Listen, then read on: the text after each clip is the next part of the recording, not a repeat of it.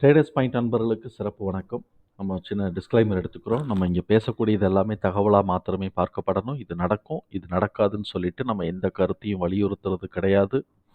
இது யாருக்கும் முதலீடு சம்பந்தமான கொடுக்கப்படும் ஆலோசனையும் கிடையாது. பங்குகளை வாங்கவோ விற்கவோ நம்ம ஆலோசனை கொடுக்கப்படுறதில்லை. எல்லா தொழிலையும் ரிஸ்க் இருக்கும். ரிஸ்க்கை புரிஞ்சிட்டு எச்சரிக்கையோடு நம்ம தொழில் செய்யும்போது எல்லாமே நல்லா இருக்கும். நம்மளை ஆதரிக்கிற அனைத்து நல்ல உள்ளங்களுக்கும் நன்றி. வாழ்க வளமுடன்.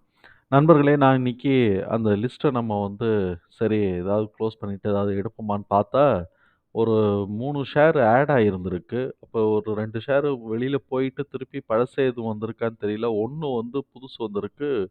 அஹ், தமு தனுகா அக்ரோடெக் அந்த கம்பெனி புதுசாக வந்திருக்கு. இப்போ என்ன பண்ணியிருக்கிறான், 1 இயர் ரிட்டர்ன் 66 கொடுத்துருக்குறான். 66% கொடுத்துருக்குறான். 1 மந்த் ரிட்டர்ன் 13% கொடுத்துருக்குறான். இந்த மாதம் மாத்திரம் 1 மந்த் ரிட்டர்ன் 13% கொடுத்துருக்குறான்.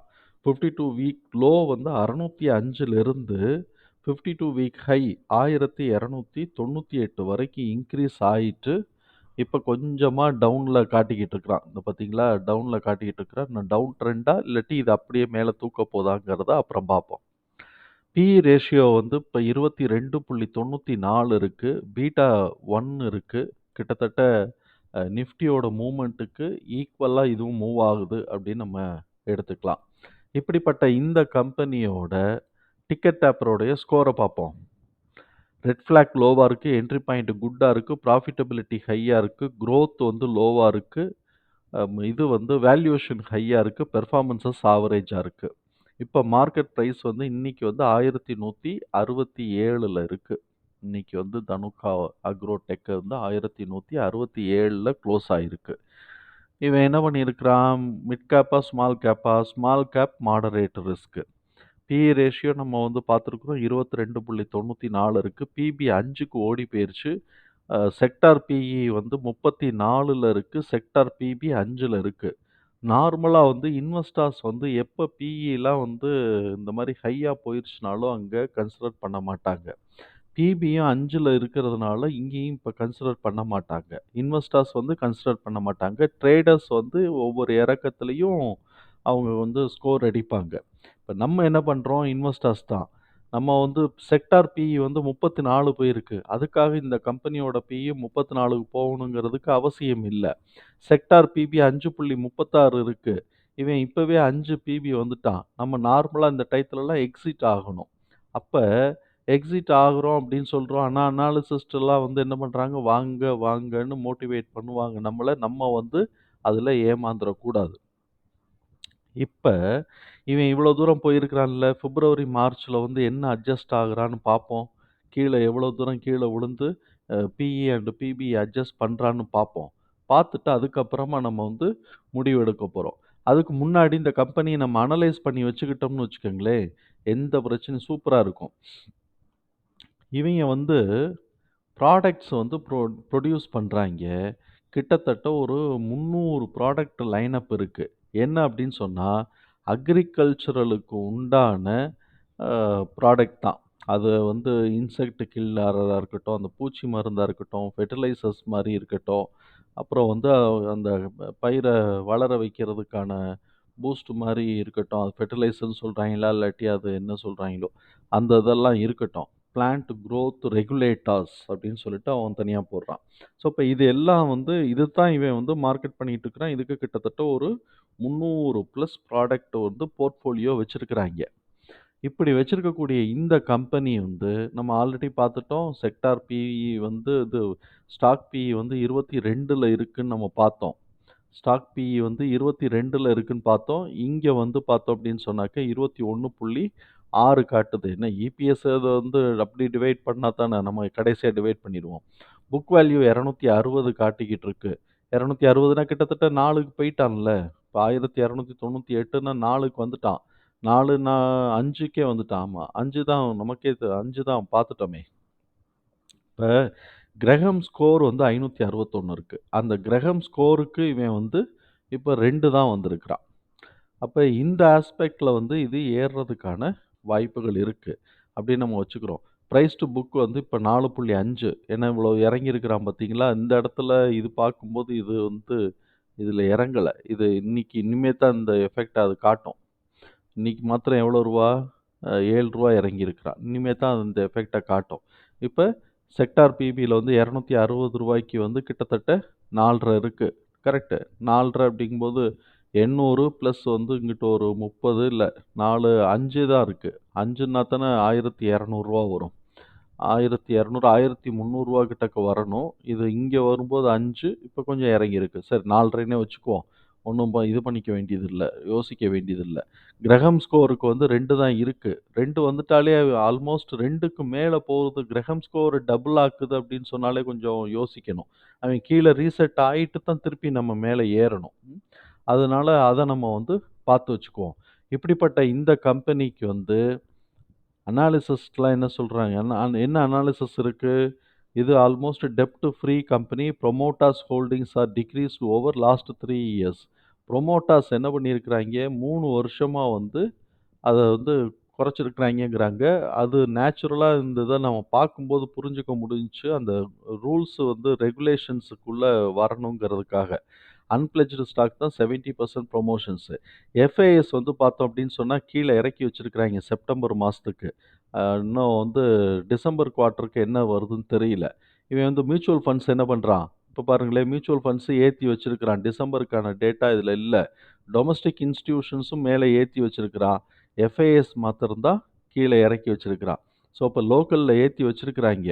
அப்படின்னா இது மேல ஏறுறதுக்கான வாய்ப்பு இருக்குங்கிற நம்பிக்கைய அவங்க வச்சுக்கிட்டு இருக்கிறாங்கங்கிறத நம்மளால புரிஞ்சுக்க முடியுது.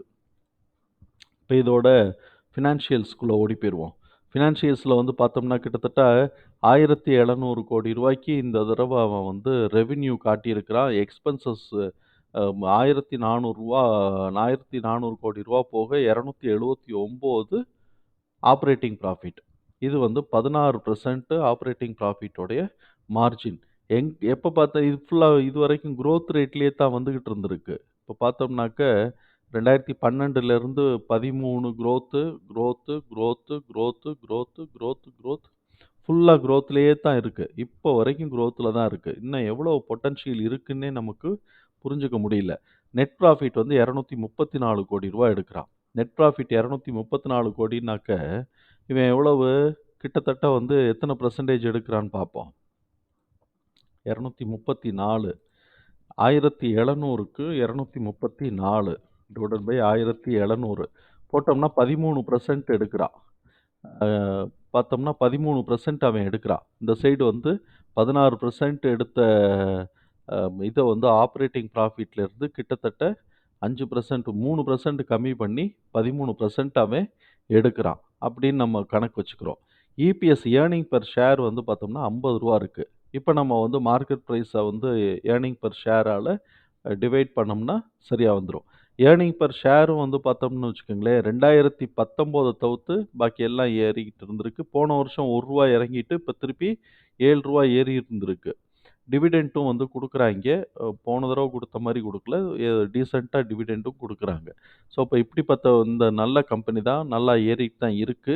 இதோட பேலன்ஸ் ஷீட்ட நம்ம பார்த்தோம்னு வச்சுக்கோங்களேன், ஆல்மோஸ்ட் டெப்ட் ஃப்ரீ கம்பெனி. நம்ம இங்க வந்து நேரடியா பேலன்ஸ் ஷீட்ட பார்த்துரலாம். பேலன்ஸ் ஷீட்ல வந்து பார்த்தோம்னு வச்சுக்கோங்க, நான் கரண்ட் அசெட் கிட்டத்தட்ட ரூ. 500,00,00,000 இருக்கு. நான் கரண்ட் லயபிலிட்டி ரூ. 46,00,00,000 இருக்கு. அப்ப இது 10% கூட இல்ல. அதுக்கும் கீழ தான் இருக்கு. லாங் டெர்ம் டெப்ட்டுக்கே. லாங் டெர்ம் டெப்ட்டுக்கே 10%க்கு கீழ தான் இருக்கு. இதோட கேஷ் ஃப்ளோ வந்து பார்த்தோம்னா, நெட் கேஷ் வந்து changes in net cash flow வந்து பாசிட்டிவா இருக்கு. ஆப்பரேட்டிங் ஆக்டிவிட்டில வந்து +138. இன்வெஸ்டிங் ஆக்டிவிட்டில +3. போன தடவ மைனஸ்ல இருந்து இந்த தடவ 3க்கு வந்திருக்கு. +3க்கு வந்திருக்கு. இதுவே ஒரு டெவலப்மெண்ட் தான். ஃபினான்சிங் ஆக்டிவிட்டில தான் 137 மைனஸ் போன தடவை காட்டிலும் கூடியிருக்கு. என்ன நடந்திருக்குன்னே புரியல. கடன் கூட வாங்கல இவன். ஒரே ஒரு ரூ. 3,00,00,000 மாத்திரம் தான் கடன மூவ் பண்ணியிருக்கிறான். வேற என்ன அதர் ஃபினான்சிங் ஐட்டம்னு போட்டு ஒரு ரூ. 105,00,00,000 போட்டிருக்கிறான். டிவிடெண்ட் ஒரு ரூ. 28 குடுத்திருக்கிறான். ஸோ, இப்ப இந்த ரூ. 105,00,00,000 எதுக்குன்னு தெரியாம இருக்கு. ஸோ, எனிவே வந்து எல்லாமே பிளஸ்ல இருக்கு. ஃபினான்சிங் ஆக்டிவிட்டில வந்து அந்த ரூ. 105,00,00,000 தவிர்த்து பாக்கி எல்லாமே பிளஸ்ல தான் இருக்கு. அப்ப கம்பெனிய வந்து ஓரளவுக்கு நம்ம நம்பலாம். இப்படி இருக்கக்கூடிய இந்த கம்பெனியோட நம்ம வந்து புக் வேல்யூ பார்த்தோம் அப்படின்னு சொன்னாக்க 260ங்கிறத ஆல்ரெடி பார்த்துட்டோம். இப்ப இவனுடைய பிசினஸ் என்னங்கிறதெல்லாம் நமக்கு தெரியும். ரெவென்யூ வந்து அக்ரோ கெமிக்கல் ஃபினிஷ்டு குட்ஸ்ல இருந்து ஃபர்ஸ்ட்டு மேஜர் போர்ஷனாவும், அதுக்கப்புறம் வந்து அக்ரோ கெமிக்கல் ட்ரேடட் குட்ஸ்ல இருந்து 2வது போர்ஷனாவும், இன்சென்டிவ்ஸ் ஃப்ரம் கவர்ன்மென்ட்ல வந்து ஒரு 106 மில்லியன் கிடைச்சிருக்கு. ஸ்கிராப்லேருந்து 54 மில்லியன் கிடைச்சிருக்கு. பவர் ஜெனரேஷன்லேருந்து 16 மில்லியன் வந்து அவங்களுக்கு மிச்சமாயிருக்கு. அப்படி நம்ம வந்து கனெக்ட் பண்ணிக்கிறோம். இப்போ வந்து ஏர்னிங்ஸ் எஸ்டிமேஷன்ஸ் வந்து பார்த்தீங்கன்னாக்க, 3 குவார்ட்டருக்கு நல்லா குடுத்துருக்கிறான். இது வந்து 2nd குவார்ட்டருக்கு ப்ளஸ் 27 குடுத்துருக்கிறான். 1 குவார்ட்டருக்கு மைனஸ் ஆயிருக்கு. நம்ம இனிமே 3 குவார்ட்டருக்கு என்ன நடக்குதுங்கிறத பார்ப்போம். ரெவென்யூ எஸ்டிமேஷன்ஸ்லாம் டிவிடெண்ட் வந்து கிட்டத்தட்ட ரூ. 2 குடுத்துருக்கிறான். இவன் நம்ம ஆல்ரெடி பார்த்துட்டோம். இது வந்து டெப்ட் ஃப்ரீ கம்பெனி. ஆல்மோஸ்ட் டெப்ட் ஃப்ரீ கம்பெனி. நம்ம லாங் டெர்ம் மாத்திரமே எடுக்கும்போது 10% டோட்டல் அசெட்டுக்கு போட்டோம்னா, அது கம்மியா தான் வரும். இவனோட ஸ்டேட்மெண்ட்லேருந்து நம்ம புரிஞ்சுக்கக்கூடியது செப்டம்பர் மாசத்துக்கு அடுத்து புக் வேல்யூ 260. இப்படி இருக்கக்கூடிய இந்த கம்பெனி, இப்ப டெய்லியில பார்த்தோம்னு வச்சுக்கங்களேன், டெய்லியில பார்த்தோம்னாக்க, டவுன் ட்ரெண்ட் இனிஷியேட் ஆயிருக்கு. இது இப்படியே மேல ஏறப்போகுதா? இல்லாட்டி இந்த 50% உடைச்சிருக்கு. அதனால கீழ இறங்குதாங்கிறத நம்ம பொறுத்து பண்ணுவோம். அதனால இப்ப இந்த இடத்துல இன்னைக்கு டவுன் ட்ரெண்ட்ல தான் இருக்கு டெய்லிய பொறுத்தவரைக்கும். எவ்வளோ இறங்குறான்னு பார்த்துக்குவோம். இப்ப ஓவராலா இவனுடைய ட்ரெண்ட் என்ன பண்ணிக்கிட்டு இருக்கு? 12 மாசத்துல பார்த்தோம்னு வச்சுக்கோங்களேன். 12 மாசத்துல பார்த்தோம் அப்படின்னு சொன்னாக்க ஏறிக்கிட்டு இருக்கு. எவ்வளோடா ஏறி இருக்கிறான்னா, இன்னும் 1.618 கூட தொடரல. 1 கிராஸ் பண்ணி 1.27க்கு போயிருக்கிறான். அப்ப இந்த இடத்துல ஒரு கரெக்ஷன் வருமா? ஆமா. இந்த மாசத்துக்கு இந்த இந்த வருஷத்துக்கு வந்து அப்படியே மேல ஏறப்போகுதா? இல்லாட்டி ஒரு கரெக்ஷன் வரப்போகுதாங்கிறது நமக்கு தெரியல. ஏன்னா, இப்ப வந்து பார்த்தீங்கன்னு வச்சுக்கங்களேன், ஒரு செல்லிங் பிரஷர் வந்திருக்கு. நேச்சுரலா இந்த டயத்துலலாம் செல்லிங் பிரஷர் வர்றதுங்கிறது இயற்கை தான். ஜனவரி, பிப்ரவரி, மார்ச் செல்லிங் பிரஷர் வர்றது இயற்கை தான். அதனால நம்ம என்ன பண்ண போறோம், 1 மந்த்ல போட்டு பார்ப்போம். 1 மந்த்ல போட்டு பார்த்தாலும் செல்லிங் பிரஷர்ல தான் இருக்கு. அவன் எவ்வளவு தூரம் இந்த தடவ ஹைய டச் பண்ணியிருக்கிறான் பார்த்தீங்கன்னாக்க, கிட்டத்தட்ட 1.272 டச் பண்ணியிருக்கிறான்.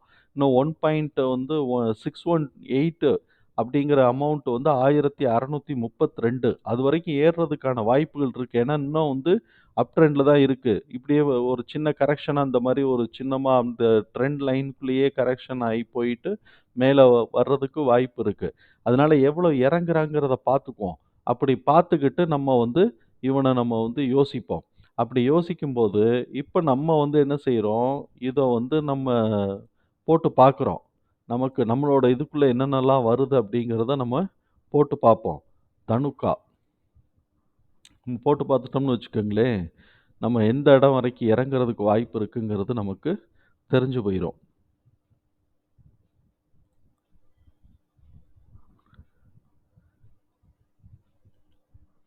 இந்த இடத்துல தனுக்காவ போடுவோம்.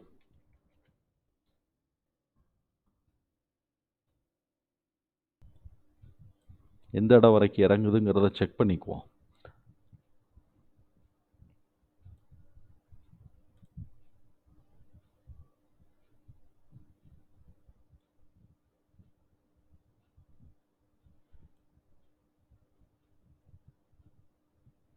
தனுக்கா கீழ விழுந்தாக்க நமக்கு ஃபர்ஸ்ட் சப்போர்ட் 879ல இருக்கு. அது ஒரு ஸ்ட்ராட்டஜி. நம்ம ஸ்ட்ராட்டஜி வந்து என்ன சொல்லுது? மிட் பாயிண்ட் 851 அத உடைச்சான் அப்படின்னு சொன்னாக்க, கீழ வந்து 789 வரைக்கும் இறங்குறதுக்கு, அதுக்கும் கீழ இறங்குறதுக்கு கூட வாய்ப்பு இருக்கு அப்படின்னு தான் சொல்லுது. இங்க வந்து கட்டம் என்ன சொல்லுது அப்படிங்கிறத பார்ப்போம். இந்த இடம் வரைக்கும் இறங்கினான்னு வச்சுக்கோங்களேன். இந்த இந்த இடம் வரைக்கும் இறங்கினான்னு வச்சுக்கோங்க. எது வரைக்கும் 0.618 வரைக்கும் இறங்கினான்னா 797. 618க்கு பதிலா 0.5க்கு இறங்கினான்னு வச்சுக்குவோமே. 0.5க்கு இறங்கினான்னு வச்சுக்கோங்க. அவன் வந்து 711 கிட்டக்க வந்துடுறான். 700 கிட்டக்க வந்துடுறான். ஸோ, அப்ப 618 கிட்டக்க இறங்குதுன்னே நம்ம வச்சுக்கிட்டா கூட 797 இதுதான் நமக்கு இங்க காட்டிக்கிட்டு இருக்கு. 789 அப்படின்னு சொல்லி காட்டிக்கிட்டு இருக்கு. ஸோ, அப்ப 789ஓ, 850யோ இந்த ஏதோ ஒரு ரேஞ்ச் வரைக்கும் இறங்குறதுக்கான வாய்ப்புகள் இருக்குங்கிறது தான் நமக்கு வந்து காட்டுது. இதுல வந்து இங்க காட்டுது. அதனால இந்த மாசத்துக்கு செல்லிங் பிரஷர் எவ்வளோ இருக்குன்னு பார்ப்போம். அடுத்து 1ஆம் தேதி அன்னைக்கு மேல ஏறுதா, கீழ இறங்குதான்னு பார்ப்போம். எப்படி போனாலும் 956 இங்க பார்த்தீங்களா 50%. ஆனா இது டைனமிக். இது மூவ் ஆக மூவ் ஆகிட்டே இருக்கும். அதனால இப்ப நம்ம அவசரப்பட வேண்டாம். கரெக்ஷன்ஸ் எவ்வளோ வருதுன்னு பார்ப்போம். கரெக்ஷன் வர்றத இடத்துல லோவா வர்ற இடத்துல வாங்கிக்கலாம். நம்ம ஆல்ரெடி பார்த்த மாதிரி இங்க பிஇ வந்து ஹையா இருக்கு. நம்ம இந்த பிஇலலாம் போனோம்னா பயங்கர காஸ்ட்லி. அந்த அளவுக்கு ரிட்டர்ன் கிடைக்குமா அப்படின்னு சொன்னா கஷ்டம். டாக்டர் ரெட்டி எல்லாமே இது மாரி தான் இருக்கு. அதனால தான் நம்ம எல்லாத்தையும் நம்ம திருப்பி ஒரு தடவ சும்மா கம்பெனி அனலைசிஸ் பண்ணிட்டோம். ஆனா லிஸ்ட் எடுக்கும்போது எல்லாத்தையும் திருப்பி நம்ம ஒரு தடவ போட்டு தான் எடுக்கப் போறோம். ஆனா இது மார்ச் மாசம் ஓவராலா மார்க்கெட் அடிக்கும்போது இதெல்லாம் அட்ஜஸ்ட் ஆச்சு அப்படின்னு சொன்னா திருப்பி மேல ஏறுறதுக்கு வாய்ப்பு இருக்கு. இப்போ ஹை பிஇ 20 25க்கு மேல நம்ம ஸ்க்ரீன் அவுட்டே பண்ண மாட்டோம். 20ங்கும்போது கிட்டத்தட்ட இன்னும் ஒரு 5 பாயிண்ட் தான் இருக்கு. இவன் மேல ஏறுனான்னா இது காஸ்ட்லி தான். கொஞ்சம் தான் ஏற முடியும். அதனால நம்ம வந்து பார்ப்போம். இது அதே மாரி பிரைஸ் டூ புக் எல்லாரும் இவைங்க வந்து 20 போயிட்டு இருந்தா கூட இவன் 2, 3 தான் எல்லாருக்கும் போய்க்கிட்டு இருப்பாய்ங்க. இவன் இங்கேயே 5 தொட்டுப்புட்டு திருப்பி கீழ இறங்கிட்டு இருக்கிறான். அதனால கொஞ்சம் நம்ம வெயிட் பண்றது நல்லதுன்னு பார்க்கிறேன். வெயிட் பண்ணிட்டு அவன் எடுக்கட்டும். அதுக்கப்புறமா நமக்கு வந்து எவ்வளவு ஏறும், என்ன ஏதுங்கிற டீட்டெயில்ஸ பார்ப்போம். புக் வேல்யூ மனசுல வச்சுக்குவோம். 1300 கிட்டக்க போ வேண்டியது ஆல்ரெடி 1300 கிட்டக்க வந்து டச் பண்ணிருச்சு. அடுத்த புக் வேல்யூ கரெக்ஷன்ஸ் இது வந்து எவ்வளவு ஏறுதுங்கிறத பார்த்துட்டு, இல்லாட்டி மார்க்கெட் பிரைஸ் புக் வேல்யூவோட எவ்வளவு அட்ஜஸ்ட் ஆகுதுங்கிறத பார்த்துட்டு நம்ம என்ட்ரி எடுப்போம். ஆனா 1600 போறதுக்கான பொட்டன்ஷியல் இருக்கு. இப்போ வரைக்கும் 1600 போறதுக்கான பொட்டன்ஷியல் இருக்கு. கரெக்ஷன்ஸ பார்த்து நம்ம என்ட்ரி எடுத்துக்குவோம். நன்றி நண்பர்களே!